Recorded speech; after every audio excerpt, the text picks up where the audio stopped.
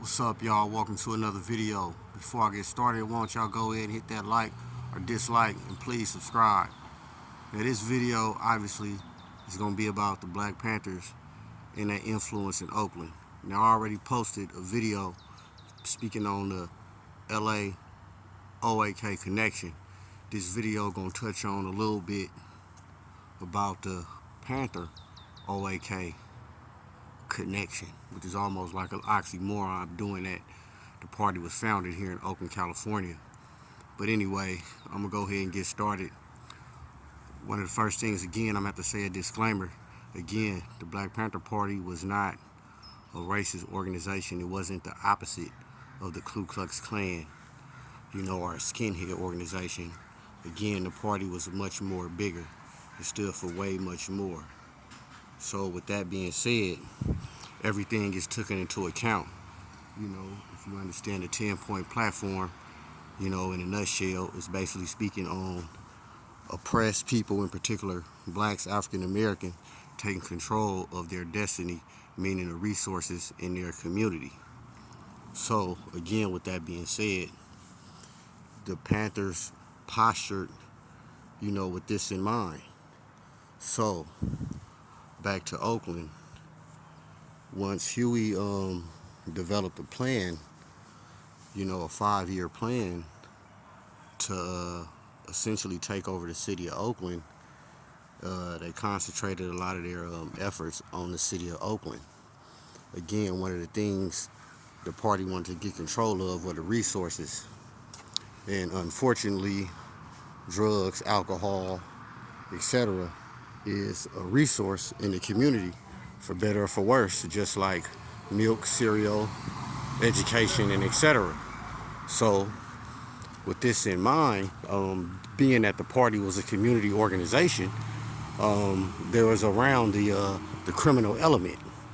So Huey looked at the criminals as illegitimate capitalists. And if you don't know what that means, I can explain that perhaps in another video. Meaning basically that drug dealers or criminals did what they did for survival, not because they were evil. They just did what they did to survive. They didn't necessarily partake in capitalism. They didn't even understand capitalism like majority of us don't. So Huey approached the criminals that way. Again, the party was community based, so most, if not all, the resources was grassroots, organized, grassroots grown. The newspaper being the number one seller at the party at that time. So Huey appealed to the criminal element in Oakland, California, as far as, letting them know, hey man, the party's out here, as you guys know. And this is exactly what we're doing. So you won't just be, not only you won't be looking at us like we own something weird, but as what most people knew what the party stood for, regardless of what the propaganda element, the media portrayed the party as. You seen the party was doing, pushing programs.